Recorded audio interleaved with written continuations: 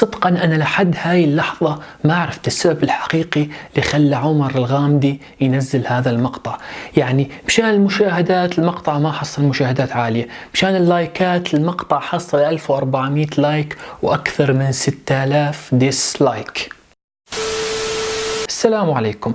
من فترة تقريبا 3 أسابيع صارت مناقشة، أو خلينا نقول مناظرة ومناقشة بنفس الوقت، بين الشيخ عبدالله العجيري وعمر الغامدي. طبعا اللي ما يعرف عمر الغامدي هو يوتيوبر كان ينزل مقاطع على اليوتيوب من زمان. كانت المقاطع هاي عبارة عن أسئلة وأجوبة، يقوم بسؤال الناس عليها أسئلة علمية، وإذا جاوبوا عليها يعطيهم جائزة بالمقابل. والشيخ عبدالله العجيري هو شيخ وبنفس الوقت شخص مثقف وعالم، وأنا جدا كنت ندمان لأني ما عرفت هذا الشخص من زمان. المهم، موضوع هاي المناقشة أو المناظرة كانت تتحدث عن فصل الدين عن العلم، وكان طول هاي المناقشة تقريبا حوالي 3 ساعات. طبعا أنا شاهدتها كلها بالتفصيل ونقطة بنقطة، وبصراحة ما أخفيكم كانت المناقشة هاي جدا ممتعة ومسلية. طبعا الشيخ عبدالله العجيري كان من مؤيدين جمع الدين مع العلم، وعمر الغامدي كان من مؤيدين فصل الدين عن العلم. وكان من ضمن هاي المناقشة واللي كان يتحدث بها الشيخ عبدالله العجيري هي المبادئ الضرورية. والما يعرف المبادئ الضرورية هي مبدأ السببية ومبدأ الغائية ومبدأ عدم التناقض. طبعا مبدأ السببية اللي ما يعرفه انه مثلا اشوفك هذا الموبايل واقول لك هذا الموبايل صار يشذ، تقول لي لا مستحيل صار يشذ، هذا الموبايل لازم يكون له صانع، لازم تكون له شركة، مستحيل اجى من لا شيء.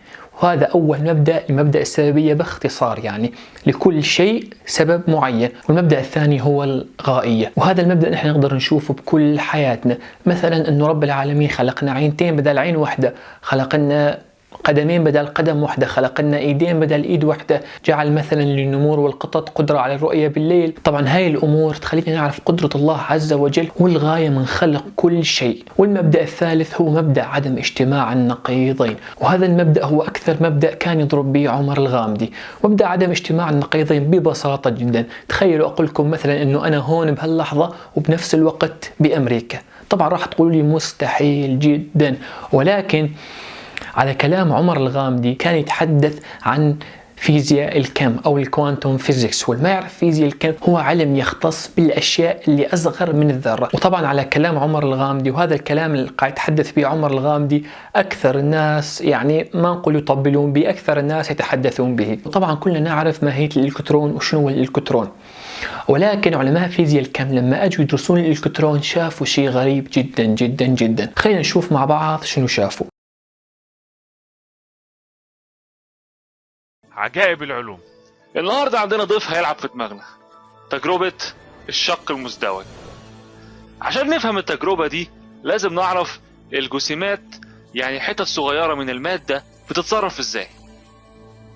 تخيل معايا لو جبنا بيلي وقعدنا نرميه على حيطة فيها فتحة، وقعدنا نفضل نرمي نرمي نرمي، بعد شوية هيتكون شكل حزمة على الشاشة اللي ورا.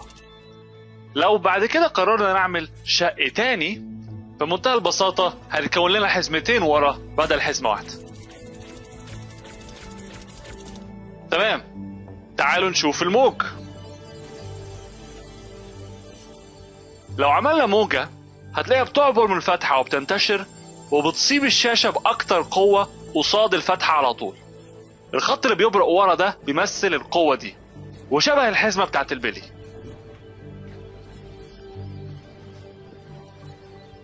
ولكن لما بنزود الفتحة التانية حاجة مختلفة جدا بتحصل. لما أعلى نقطة في الموجة تقابل أدنى نقطة في الموجة اللي جنبها بيلغوا بعض، ولما أعلى نقطة تقابل أعلى نقطة بيكون عندنا أعلى قوة بريق، وبنشوف تداخل على الشاشة كأننا شفنا حزم كتير. طيب، يعني الخلاصة لو أطلقنا مادة كأنه بيلي بيجيلنا حزمتين، ولما يكون عندنا موجة بنشوف تداخل في حزم كتير. خلاص كله تمام. والآن هنزور عالم الكم.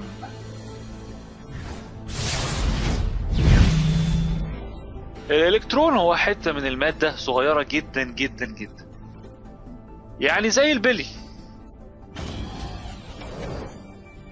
يعني لما نطلق سيل من الإلكترونات على الجدار هنشوف حزمة واحدة زي البلي بالظبط. فلو زودنا فتحة كمان هنتوقع حزمتين زي البلي. ايه ده؟ تداخل. احنا اطلقنا الكترونات، قطع من المادة، لكن جالنا تداخل كأنها موجة بالظبط. ازاي مادة تعمل تداخل كموجة؟ ايه الهجس ده؟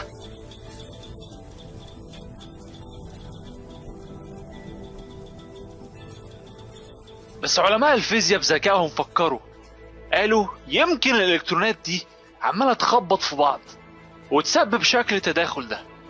خلينا نرمي الالكترونات واحدة واحدة، ساعتها لا يمكن يكونوا بيخبطوا في بعض. ولكن سبحان الله، بعد ساعة من الكلام ده نفس شكل التداخل بيظهر. مفيش غير تفسير واحد، نفس الالكترون بينطلق كجسيم وبعدين بيتحول الى دالة موجية وتعدي في الشقين مع بعض وتتداخل مع نفسها وبعدين تقوم لابسة في الشاشة.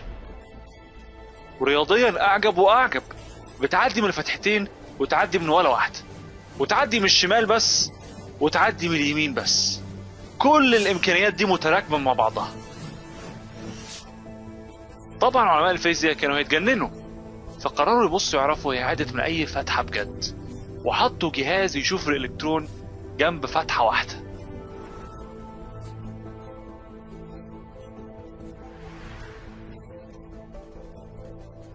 ولكن عالم الكم عجيب اكتر من الخيال. لما راقبوا الالكترون رجعت تاني تتصرف كأنها بلية صغيرة، وعملت حزمتين بس، مش شكل تداخل زي الموجة في حزم كتير. عملية القياس نفسها او رصد الالكترون خلتها تعدي فتحة واحدة مش الاتنين. الالكترون قررت تغير تصرفها كأنها أدركت إنها بتتراقب. ومن هنا دخل علماء الفيزياء في ألغاز ميكانيكا الكم وأسئلتها العويصة. هي المادة عبارة عن إيه؟ بلي ولا موجات؟ وموجات إيه؟ وإيه علاقة الرصد بالموضوع أصلا؟ رصد الإلكترون خلى دالتها الموجية تنهار. وطبعا على كلام الشيخ عبدالله العجيري انه هذا الكلام يعيدونه مدرستين فقط واربع مدارس عطوا تفسيرات ثانية منطقية وتتناسب مع مبدأ عدم اجتماع النقيضين. طبعا انا بحثت عن هذا الامر وشفت دكتور اسمه محمد انور، وهذا الدكتور متخرج من جامعة اكسفورد في علم الفيزياء. خلينا نشوف شنو يقول. The most accurate theory that mankind has ever come up with is called relativistic quantum mechanics or quantum field theory. And what we are studying in this course is the non-relativistic limit of this field theory. And according to this theory, if you have a single electron, for example, an electron that is passing through a double slit interference experiment, that is, you have a slit S1 and two slits S2 and S3 that are carved inside a barrier, and then you have a screen here. So this is the diagram that we've seen so many times, and then you have a filament that is ejecting electrons. These electrons move through slit S1, they move through S2 and S3, and they form an interference pattern on the screen.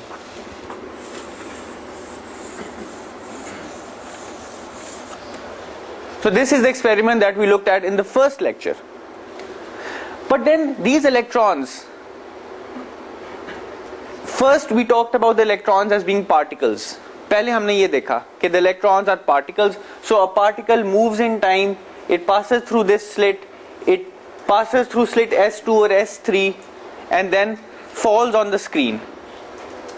But that should not give an interference pattern. Then we said, no, the electron is not a particle. The electron is behaving like a wave. So what we thought was that there is a matter wave associated with the particle, and as the particle is moving forward, we can forget about the particle and think about the matter wave only. So the matter wave is passing through the slit S1, and then it splits up into two parts. It passes through slit S2 and S3 at the same time, and then it forms an interference pattern. But the problem with this picture is that the interference pattern disappears if we would like to tell which slit the particle is passing through. That is, we make an observation on the location, the precision of the momentum disappears and the interference fringes disappear. So the most exact or the most faithful description for this experiment is that when a single electron is passing through the system, you cannot tell where the electron is inside this system. You cannot tell where the electron is.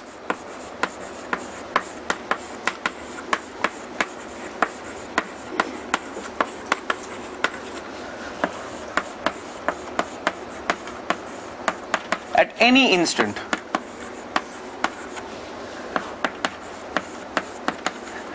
Because the electron is not really a particle. What you can say is that the electron is a field.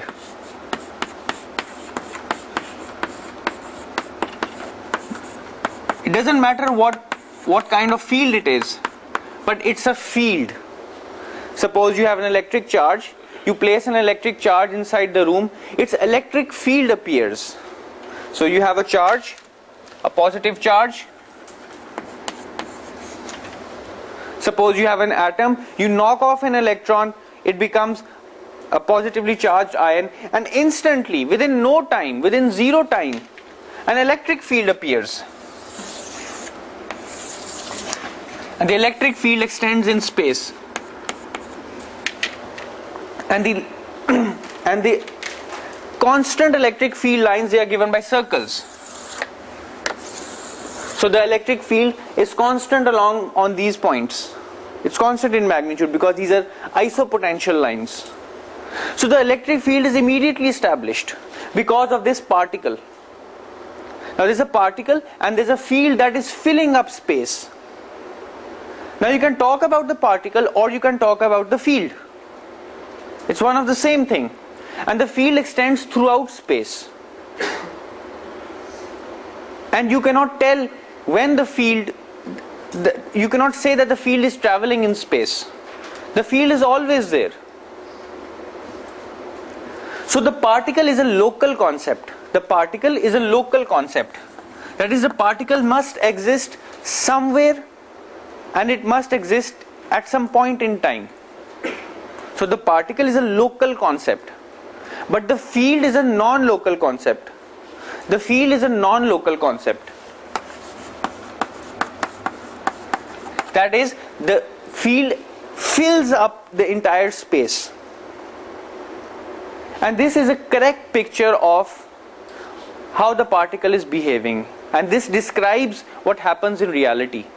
Similarly, when an electron is passing through this double slit, do not think of the electron as a particle. Or the electron has a matter wave that is moving, riding with the particle. Or the particle is jockeying the matter wave. It's not like that. When an electron is passing through this slit, even if it's a single electron, then there is a field in this region. There is a field associated with that with the particle. And that field is generally denoted as psi. Psi. This is how you denote this field. This field is a function of position and it's a function of time. And this field exists everywhere in this apparatus. This field exists everywhere in this apparatus.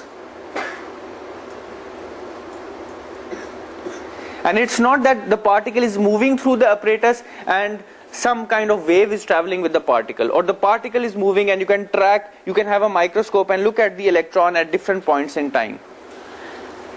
In order to observe interference fringes, you have to assume that there is a field inside this apparatus.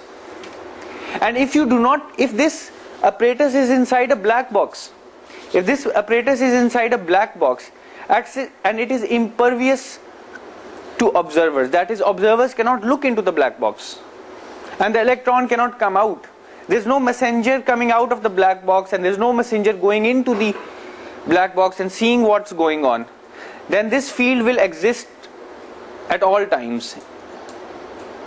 However, when you place a detector here, you are disturbing the system. The system doesn't want to wake up. You give it a wake-up call. You're disturbing the system and you're observing the system. Now you are intruding the system. आप दखल अंदाजी कर रहे हैं नेचर में. तो जब आप दखल अंदाजी करेंगे नेचर में, this field will collapse. The field will collapse. And when the field collapses, all of the energy that is carried inside the field, it collects, it bunches up and appears on the detector. It's a very strange concept. देखो, जब ये interference experiment को हम study कर रहे हैं, we are assuming, we say that there is a field inside the apparatus. It's really a quantum field, and that is what you study in quantum field theory. So there's a field inside the system that is denoted by psi. It's a function of position and time, and that field exists throughout this region. It exists everywhere. Even though the electron, when you think of the electron as a particle, it is moving through the apparatus. If the electron were a particle, at time t1 it would be here, at time t2 it would be here, at time t3 it would be here, at time t4 it would be here, because the particle has a velocity and it's moving in space.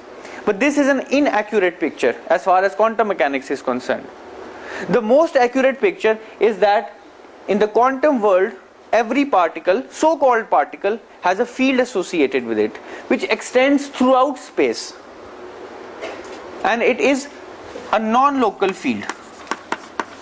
It extends throughout space, denoted by psi, and the very act of making an observation collapses this field. That is, all the energy that is inside the field bunches up into a discrete unit or a discrete packet and impinges on the detector and transfers all its energy to the detector, and the detector clicks. It gives a sound or it gives an electrical signal. طبعا المناظرة والمناقشة اللي أتحدث فيها حاليا والشاهدتها كانت جدا رائعة وراقية، واللي خلاني أسوي هذا المقطع بصراحة واستفزني مقطع نزله عمر الغامدي.